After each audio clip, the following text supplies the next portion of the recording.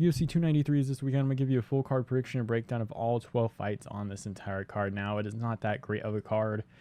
It's actually solid, if you can even say that, but it is going to be in Australia, so the Australian crowd's going to actually pump this up a little bit more than it would be, like you saw for the Volkanovski-Islam Makdessi card earlier this year in Perth. That card was actually pretty good because the crowd kind of amped it up a little bit. Again, one of the weaker cards of the year so far outside of Volkanovski and Islam Makdessi. Obviously, you had Emmett versus Rodriguez, but it was still a relatively weak card, but the Australian crowd definitely made it what it was. But again, this one's pretty rough. It's a lot of one-sided fights, especially moving up towards this card. But for this first matchup, it is kind of a coin flip in my mind. We have Kevin Jousset versus Keifer Crosbie, and now this one's very interesting. Kevin Jousset is a former kickboxer from what I know. He's trained at City Kickboxing with Volkanovski and your Adesanyas and all the other Australian, New Zealand fighters, my bad, that train in the UFC. So he does have a lot of experience with some of those high-level opponents. But Kevin Jousset, he doesn't move his head in his fight. And he gets hit quite a bit. He does have a good chin, but he's a very technical fighter, really good in the clinch. There's a lot of elbows. There's a lot of knees. Again, it's just has a good kickboxing background. He's a very relatively complete fighter on the feet. But for Keifer Crosbie, coming off a win over Alex Oliveira by KO, and I don't know how good of a win that is at this point over Alex Oliveira. I mean, got released by the UFC after that Kevin Holland fight where he took quite a bit of damage. Took a lot of damage before then. Had gone like 3-3 on his regional career before fighting Keifer Crosbie. So it is a good win. But I don't know, man. I think I'm going to go with Jousset. I can just see Jousset taking a lot of shots of Crosbie. I can see this kind of being like a really good scrap, especially open up this card. Hopefully it hypes up the crowd and gets them going early on. But I don't know. I think Jousset can take the shots off of Crosbie. If he doesn't, he's probably going to get KO. That's why I'm saying this is a coin flip. It just depends on how Jousset reacts to some of these shots from Crosbie, because Crosbie has quite a bit of power in his hands. But I think Jousset can cut him open towards the end of the first round and use that to kind of get some points off of the judges, because he has some really nasty elbows, and I think he can just slice Crosbie open, especially early on. Keifer Crosbie does train at SBG Ireland, so that is, I guess, a decent team. It is with your Kavanaughs and whatever, so it's not a bad team. It's a UFC experienced team, but it's not City Kickboxing, let's be real. So I'm going to go with Kevin Jousset in this one. Tapology picking Jousset, 71% here, 78% by decision within that. 14% by KO. I can see it going TKO in like the late second round after he cuts him open in the first round, and then you start to see a Crosbie start to tire out in that second round and he finishes him off there. But I think I can see this one going to decision. I think he cuts him open, looks good in the first round, and again just outpoints him on the feet. But again, I think as this fight goes on, you'll see the finishing potential start to peek through there for Jousset. So I don't mind a finish by TKO here for Jousset, but I am going to go with the decision. I'm going to be a little bit safer here. Up the card, we have Shane Jung versus Gabriel Miranda, and now I am going to go with Gabriel Miranda. I was going to say this is interesting, but it really isn't. Shane Jung is not that great of a fighter. Lost to Blake Builder by decision, and who did Blake Builder fight in his last fight? He didn't actually look that impressive from what I remember. Who did he fight? Yeah, he fought Kyle Nelson. Didn't look impressive at all in that fight, so I thought Blake Builder was good after he beat Shane Jung. Even though Shane Jung wasn't that good 6 months ago, he still looked pretty impressive, but still not looking like that great of a loss to have. A loss to Omar Morales, loss to Ludovic Klein by KO. It took a lot of time off before that Blake Builder fight as well. I think it was like a year and a half, and still didn't look that great. So Gabriel Miranda in his last fight when he made his debut against Benoit Saint Denis, which is a pretty rough debut to have. I think it wasn't up a division. He was at lightweight, going down the featherweight here. We'll see how he does in this division, but early on in that Benoit Saint Denis fight, he was landing some really good shots on Benoit Saint Denis. I guess that's kind of Saint Denis style, where he'll kind of just brawl with you and then wrestle, but he took down Benoit Saint Denis, who has a really good wrestling background, and was able to establish control at like a certain point. I think it was like his second takedown that he landed.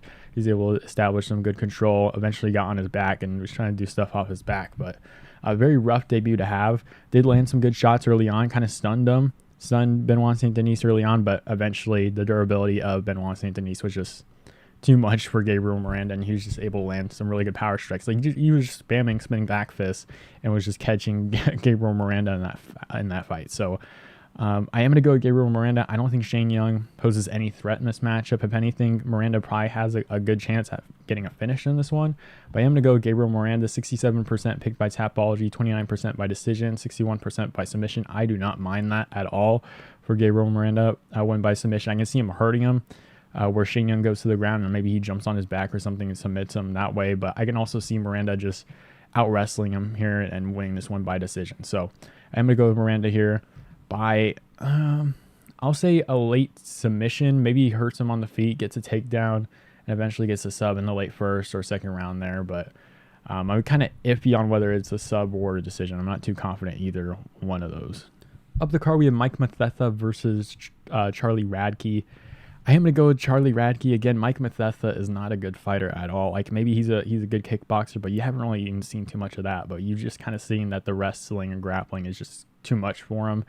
Jeremiah Wells beat him by submission. Orion Kosi beat him by decision, which says all that needs to be said. In all honesty, like, I don't know how he's in the UFC. I'm going to be completely honest. I really don't. I lost to Orion Kosi, who's not really even that good of a fighter either. 35 years of age as well. 76 inches of reach. Charlie Radtke is going to be making his UFC debut here after fighting in CFFC. Beat Raheem Forrest, which is actually a pretty good win to have. 6-0 Raheem Forrest, who had beaten, I believe, Colin Lubert's his teammate for like the title. I think it was like the vacant welterweight title or whatever. And then Charlie Radtke beat Raheem Forrest to get it there. So very impressive win for Charlie Radtke here. I can just see him out wrestling and grappling Mike Mathetha. He does train out of a good gym, MMA master, so he's not coming off of like some small gym entering this fight or anything like that. Mike Mathetha obviously trains at City Kickboxing, but I think Charlie Radtke, the wrestling grappling will be too much. I think he gets this one done. If he can get a win over Raheem Forrest by submission, I think he can end up submitting Mike Mathetha in this one. Mike Mathetha, again, has not been doing good against the wrestling or grappling. He probably gets cut after this fight, let's be real. I'm surprised they're actually giving him another fight. But 78% picked by Tapology here. I'm surprised 22% is picking Blood Diamond in this one, but 78% picked for Tapology, 66% by submission, 18% by decision. I think he ends up submitting Blood Diamond in the first round. I think it's going to be very disappointing for Blood Diamond, but we'll see how he does. Up the card, we have Nasrat Haqparast versus Landon Quinones. I am going to go with Nasrat Haqparast. I think he's just levels above Landon Quinones at this point. The losses for Nasrat Haqparast recently: lost to Bobby Green by decision, lost to Dan Hooker by decision, had beaten Rafa Garcia, beaten Alex Munoz, beaten John Makdessi by decision about a year ago. So I think he's just another level of fighter compared to Landon Quinones. Landon Quinones, I don't even think won a fight on The Ultimate Fighter. Obviously, it was the rookies versus the veterans, which was a horrible idea anyways, but these prospects did not look good at all in the season. I think the only prospect that looked good was Connor's guy, but he ended up losing due to like a stupid mistake getting into like a submission or like jumping into was it like a triangle or something? I don't even remember what it was, but again, that tough season was not good. The prospects on that season were not good. So I am going to side with Nasrat Haqparast. The guys he's losing to, especially recently, Dan Hooker and Bobby Green, ranked lightweight fighters. So I'm going to go with Nasrat Haqparast, probably by the decision. Maybe he ends up getting a finish in the second or third round, but I can just see him winning this one. It's been a year off, and he is still 28 years of age, so maybe he has been working on some of his work on the feet, and maybe he does get the finish here, because Quinones, I don't know how much of a threat he does end up posing for Haqparast. But Haqparast does like to go to quite a bit of decisions. Last 5 all went to a decision. I mean, just looking at his whole entire career, why don't we check that here? I mean, he has a lot of TKO KOs, but in the UFC, quite a bit of decision wins. I mean, KO'd Joaquim Silva. That's pretty much it. That's not too many finishes in his career. Probably lost to Drew Dober by KO. Again, not too many finishes. Likes to go to decisions. I think he just outstrikes Landon Quinones in this one to a decision. 30-27. Up the card, we have Jamie Mullarkey versus John Makdessi. I am going to go with Jamie Mullarkey in this one. He's going to be about 10 years younger. And again, I mention this every video. UFC will pop up a statistic saying like over 75% of the fighters that are 10 years younger than their opponents or whatever will end up winning. So keep that in mind, I guess. But Jamie Mullarkey coming off a loss to Muhammad Naimov, which was actually kind of surprising. I don't think many people thought Naimov was going to win. It was a short notice fight. So there's that. But again, Jamie Mullarkey didn't look too impressive in that one. Ended up getting KO'd. I guess he looked decent early on, but got KO'd. But did beat Francisco Prado, who's actually looking decent himself 5 months ago, 6 months ago at this point. And Prado just beat a Zaitar. So again, very good win over him. Decent win over Michael Johnson. Was actually a decently close fight there. Lost to Jalen Turner by KO and beat Devontae Smith by KO there. John Makdessi coming off a loss to Nasrat Haqparast about 11 months ago. Beat Ignacio Bahamondes by split decision. Was actually a pretty impressive win. Lost to Francisco Trinaldo about 3.5 years ago. So it hasn't been the most active guy within the last few years. But again, I think Jamie Mullarkey wins this one. He's a younger fighter. 6 inches of reach 6 inches of reach advantage here. I think he ends up winning this one probably by decision. I don't see Mullarkey finishing John Makdessi. John Makdessi's a relatively durable guy.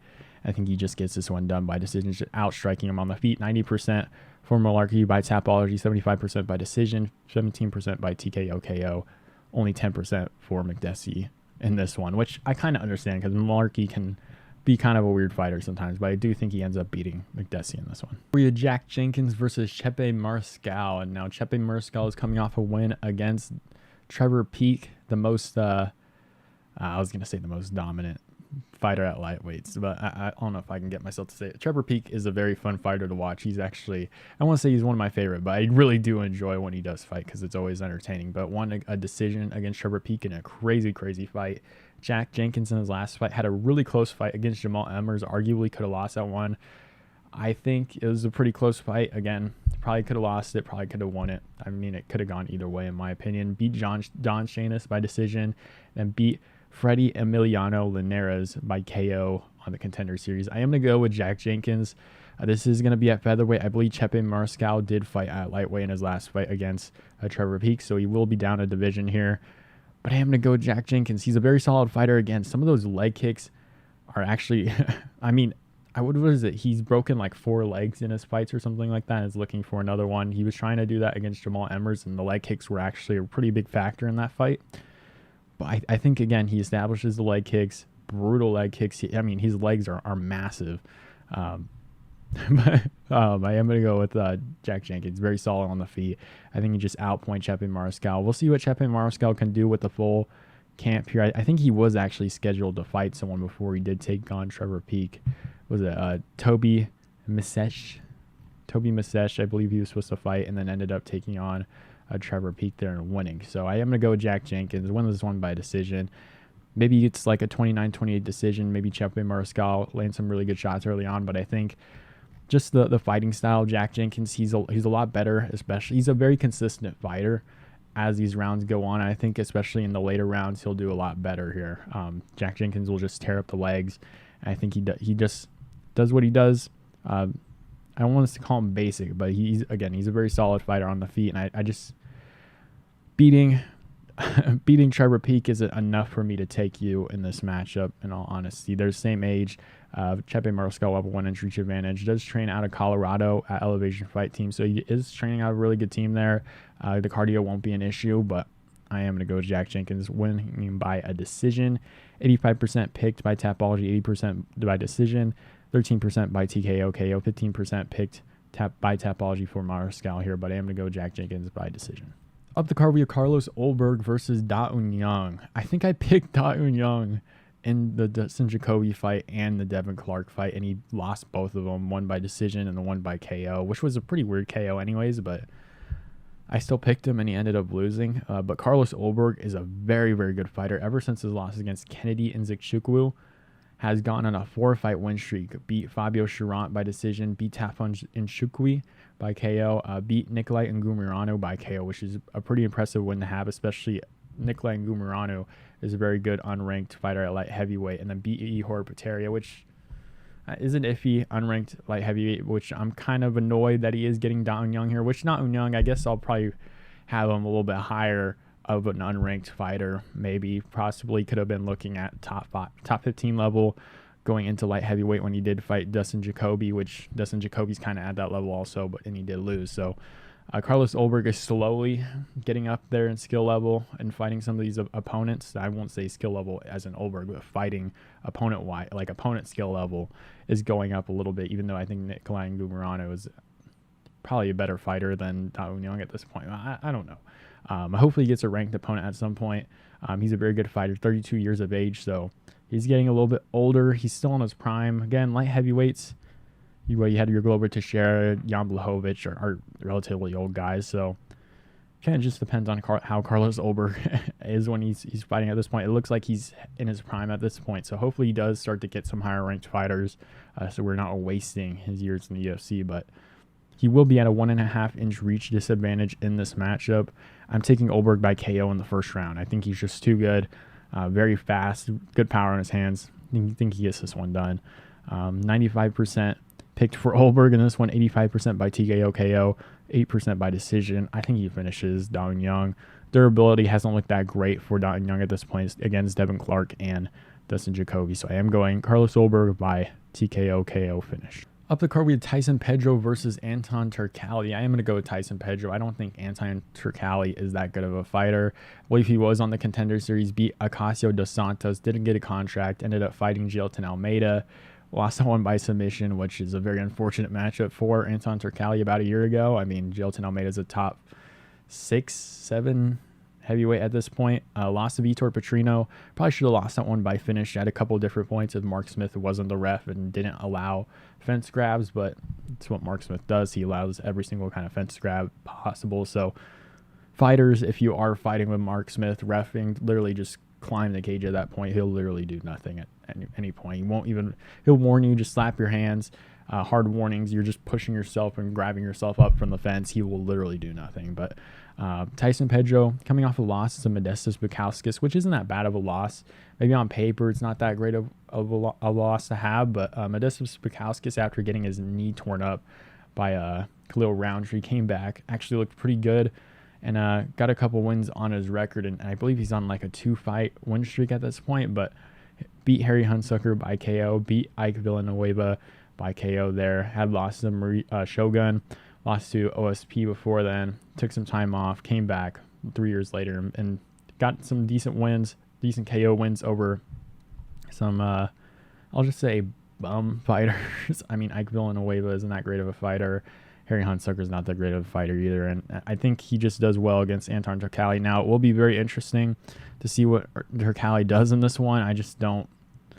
Turkalj can wrestle a little bit, but I just don't see doing much to Pedro. I think defensively Pedro can do pretty well in the wrestling department. Maybe even go for his own little grappling a little bit, but I think he's going to be way better on the feet here. Probably wins by finish in like the late second round. TKO KO here. Tyson Pedro, 69% pick by Tapology, 31% pick for Turkalj here, but 29% for decision for Pedro, 9% by submission, and 55% by TKO KO. So it's kind of all over the place for both of these guys. But I'm going to go Pedro by TKO KO. I wonder why people are taking Turkalj. Maybe they just see a decent underdog. Minus 130, I feel like might be a little bit of a steal in this one. So let's move on.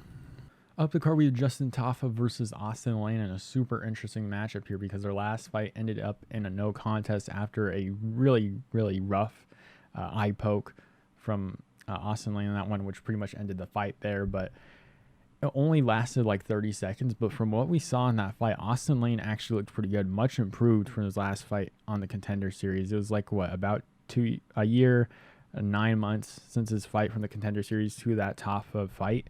But he did a really good job maintaining range and landing some good body kicks early on in that fight. And Tafa was just not able to find him at that point. And Austen Lane, 35 years of age. I know Tafa's 30 years of age, but Tafa, again, he's lost to what? Carlos Felipe by split decision, lost to Jared Bandera, beat Harry Hunsucker, beat Parker Porter. So, I mean, he's beating guys he should beat, and he's losing to guys that he really shouldn't be losing to. He lost to Jorgen De Castro as well. I just don't know if Justin Tafa could find the range against Austen Lane here. It is going to be in Australia, so we'll see how the crowd kind of impacts this fight a little bit more. If Tafa is going to be a little bit more juiced up, is he's going to pressure a little bit more and land some better shots on Austen Lane. But again, Austen Lane in his last fight did a really good job staying on the outside. For the 30 seconds that we did see of that fight, did a good job of staying outside, landing some good body kicks. And he is a little bit of a wrestler as well. So I think he could grapple in this matchup. And I think he's a very good underdog on this card, which is why I'm going to be taking him here. I think he might end up getting a finish. I think he could get a finish maybe in like the third round, if not probably a decision. I can just see him hurting Justin Tafa quite a bit to the body, tiring him out a little bit more because Justin Tafa is not the most fit guy, especially for a heavyweight. So, and it does seem like Austen Lane's a little bit more built, like physically in a heavyweight division than a Justin Tafa. So I think cardio-wise, probably edges the Austen Lane. He's going to be the bigger dude here. 80 inches of reach will have a 6-inch reach advantage over Justin Tafa. Is going to be 6 inches taller as well. So he's a very big dude. He's not going to be heavier than Justin Tafa, but again, like just overall size, he's going to be bigger than Justin Tafa. 79% of Tapology is taking Justin Tafa in this one, 90% by TKO KO, 4% by decision. Austen Lane, 21% picked by Tapology, 70% by TKO KO, 22% by decision. I can see Austen Lane TKOing him in like the second or third round, but I think I am going to go with the decision for Austen Lane. I can see him mixing in the grappling and some of the work on the feet. Again, you don't know how the crowd may impact this fight, so who knows, maybe Justin Tafa ends up catching him here, but I just think Austen Lane's going to be a really big dude, going to stay on the outside, land some good body shots from the outside, some good body kicks like he was doing in his last fight, and mix in the wrestling and grappling. So I am going to go with Austen Lane by decision, possibly a TKO KO in the later rounds here.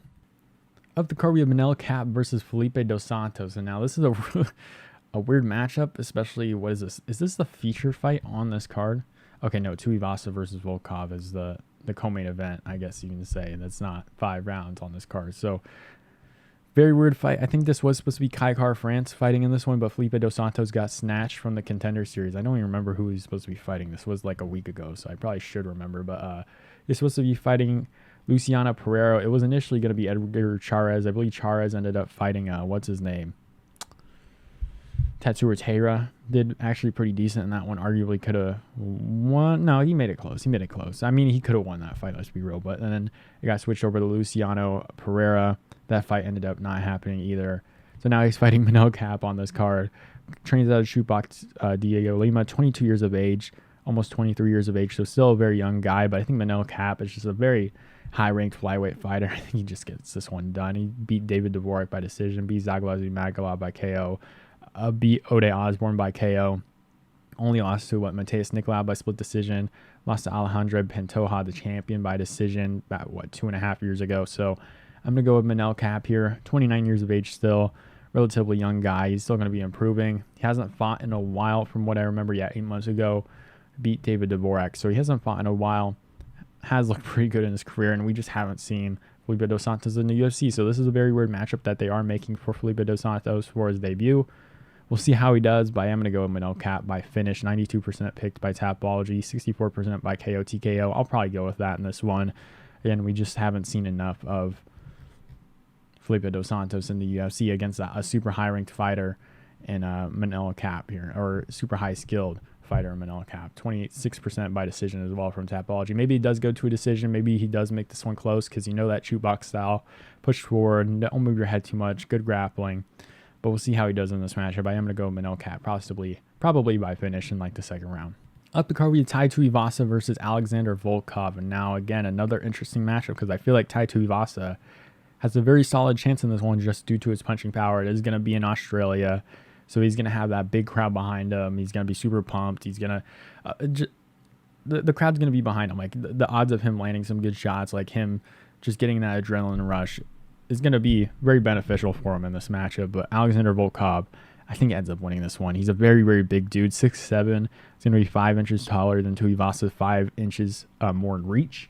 It's going to be a longer guy here. He's coming off of wins over Alexander Romanov by KO, which is a pretty good win to have because Romanov was actually looking pretty good until that Tybura fight at altitude that should have been a draw, and then he had a very rough fight after that against Romanov and ended up losing. But then beat Jairzinho Rozenstruik by KO, TKO, who's a good power puncher himself.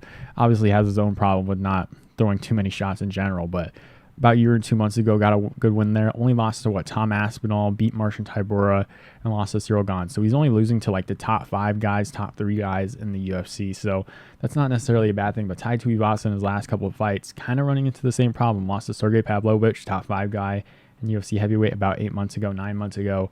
Lost to Cyril Gane by KO as well 12 months ago there. Beat Derek Lewis by KO, beat Augusto Sakai by KO, beat Greg Hardy by KO. Took quite a bit of damage in a lot of these fights other than the Augusto Sakai fight. But Derek Lewis took some damage. Greg Hardy took some damage. Cyril Gane took a lot of damage. Sergey Pavlovich took a lot of damage. Like first round finish there from Pavlovich. And one thing that Sergey Pavlovich and Cyril Gane have is range on Tai Tuivasa. And I think Volkov can keep a good range on Tai Tuivasa, work the body here.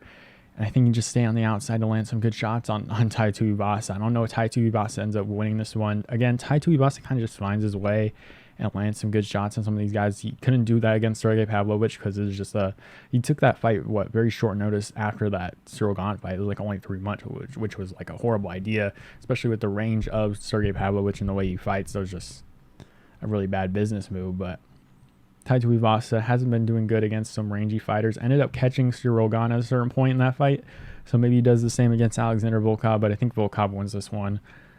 Probably by decision. I can see him actually finishing Tai Tuivasa here with like a couple good body shots, and Tai Tuivasa kind of just, I don't want to say he's going to go out like Cyril Gane, because that fight against Cyril Gane put a lot of work into the body. So maybe the third round finish is a possibility for Volkov, late second round here. But I think Volkov possibly by decision here. It's probably the move here. But it's kind of hard to predict that for Tai Tuivasa, because Tai Tuivasa just has so much finishing ability and he just doesn't stop. It's not like a Derek Lewis where he I don't want to say he gives up, but it is kind of like that where he just gets demoralized when the fight kind of goes on, especially at this point in his career where he'll just, that you can see the confidence just not being there. Tai Tuivasa just goes at you and tries to KO you at all points of the fight. So he's going to be very dangerous here. I actually thought about taking him, and I don't actually mind him as an underdog pick here. I think he's actually a pretty good underdog, especially at plus 170. He's probably going to get a little bit higher in underdog score. I was going to call it score, but he's probably going to get plus 200 maybe at the end of the week, or I don't actually expect the line to change as much as the week goes on. So I am going to go with Volkov by TKO KO. Probably messes up the body a little bit more, and I think he just TKOs Tai Tuivasa probably against the fence. I think I'll just say a decision here. It's going to be pretty rough to predict a decision against a guy like Tai Tuivasa, but I am going to stick with the decision.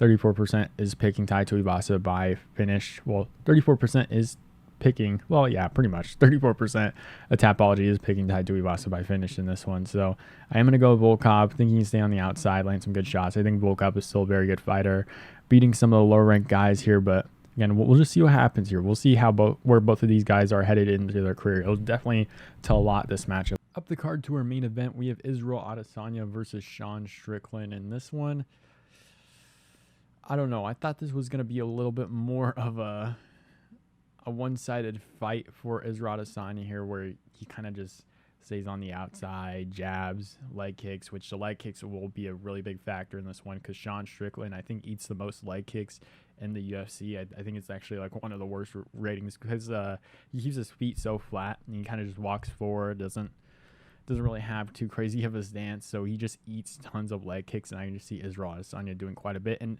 even Abbas Magomedov actually had like a decent performance early on in that Strickland fight before we ended up gassing out there. So maybe Israel Adesanya can use some teeps here, some stuff up the middle to kind of keep Sean Strickland away from him, because Sean Strickland said he's going to try and pressure him, which he normally does. He'll walk forward and swing like a crazy person. He does actually keep his guard a little bit higher now since that Pereira fight, if you haven't noticed, because I noticed that 100%, because I thought he beat Jared Cannonier after that fight. And I was like, okay, Sean Strickland is actually keeping his guard up.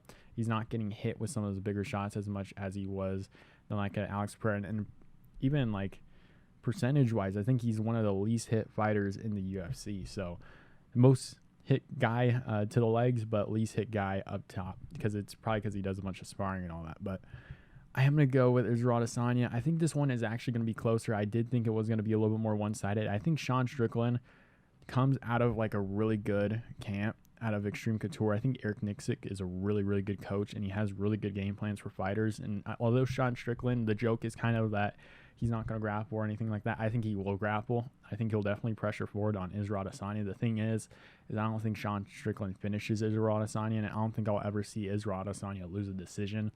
It's either there's like depending on the person here, there's either an inherent bias where he just gets an immediate 49-46 scorecard, which is a question for another time, because it is a very weird thing. He does get quite a bit of 49-46 scorecards when it probably shouldn't be that way. But I don't think Israel Adesanya, especially with his fighting style, will ever lose a decision. He just does a lot.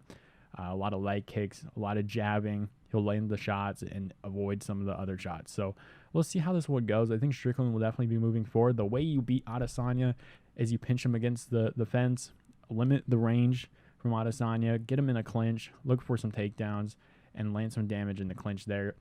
I said this in the last fight with Pereira and Adesanya. I said it in their first fight. Do not watch that video. Do not watch that video. It's such a crappy video. I went and rewatched it. I was like, shit. I mean, I predicted the fight perfectly. Israel Adesanya versus Alex Pereira won.